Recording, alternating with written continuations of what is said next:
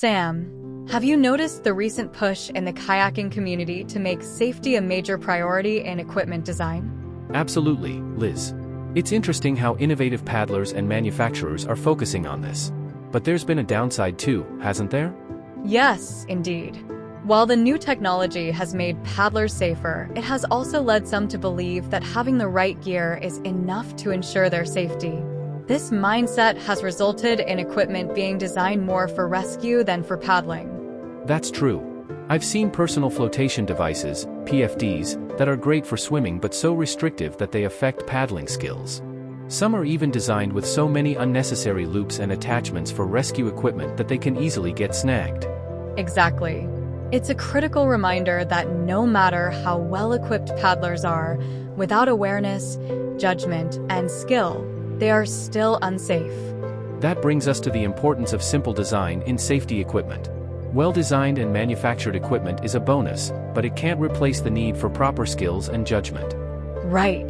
The more responsible manufacturers are addressing these concerns by improving and simplifying their equipment and providing more comprehensive written instructions. Take helmets, for instance.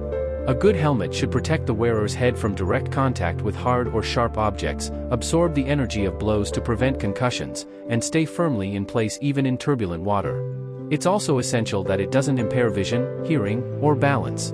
Paddlers should check for features like a tough yet lightweight outer shell, usually made of plastic, carbon/Kevlar, or other glass-reinforced plastics. The color is important too, as the helmet might be the only visible part of you in the water. Agreed.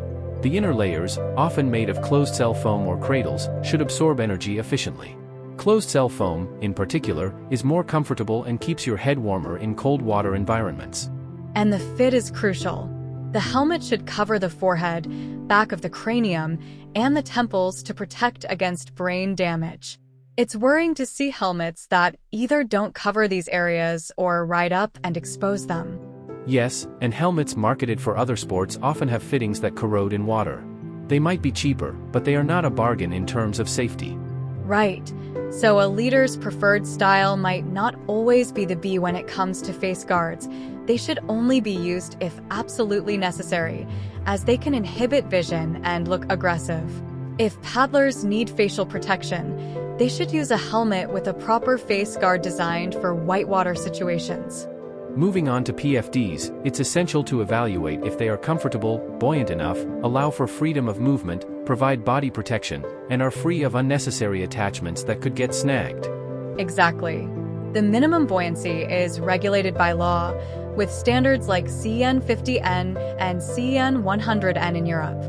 Most whitewater PFDs now use slab buoyancy, which offers better protection and durability compared to rib designs. The design of PFDs can be either vests or jackets. Vests are usually more comfortable and offer better freedom of movement, while jackets are easier to put on and take off.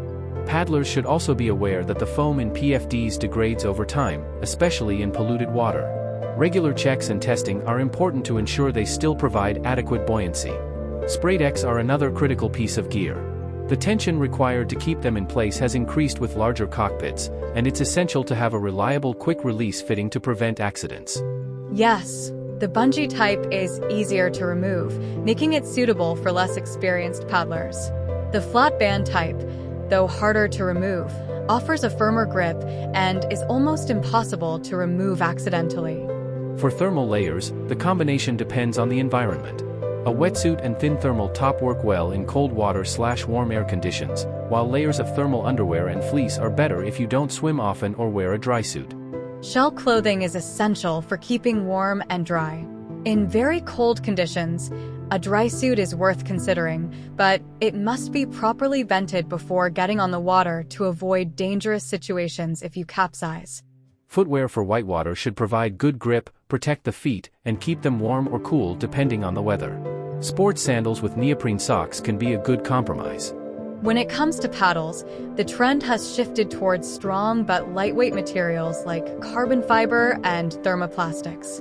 It's also crucial to carry a spare paddle that's as good as your main one.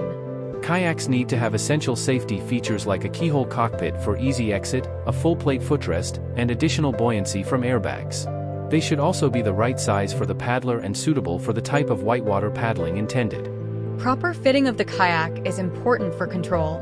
Customizing with hip pads and thigh grips can improve comfort and effectiveness. Manufacturers are now providing more adjustable fittings to accommodate different body shapes. And don't forget about the importance of attachment points for boat recovery and swimmer assistance. End grabs and broach loops should be strong and designed to prevent hand injuries. Absolutely. It's all about finding the right balance between safety, comfort, and performance. With the right equipment and proper skills, paddlers can enjoy their time on the water safely. Kayak designs are so fascinating.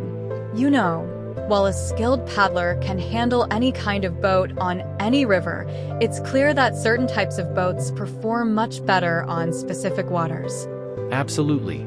For instance, squirt boats are highly specialized and designed to spend as much time underwater as they do above it. They're not your everyday boat. Most other kayaks used on whitewater are often called float boats. Right.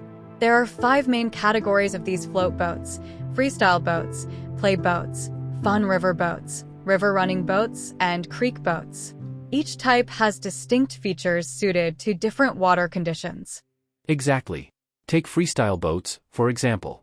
They're designed for pure 3D performance with low volume, hard edges, and flat bottoms. They're perfect for cartwheeling and surfing waves but not ideal for general whitewater use. Play boats are a bit more versatile though. They're slightly longer and more comfortable than freestyle boats, but still capable of performing most freestyle moves. They're great for playing around on easier rivers. Then there are fun river boats, which have softer edges and extra length, typically between 7 to 8 feet. They're more forgiving and faster, making them good for both river running and some play moves. River running boats are built for serious whitewater. They focus on 2D control and forward speed, sacrificing some 3D performance.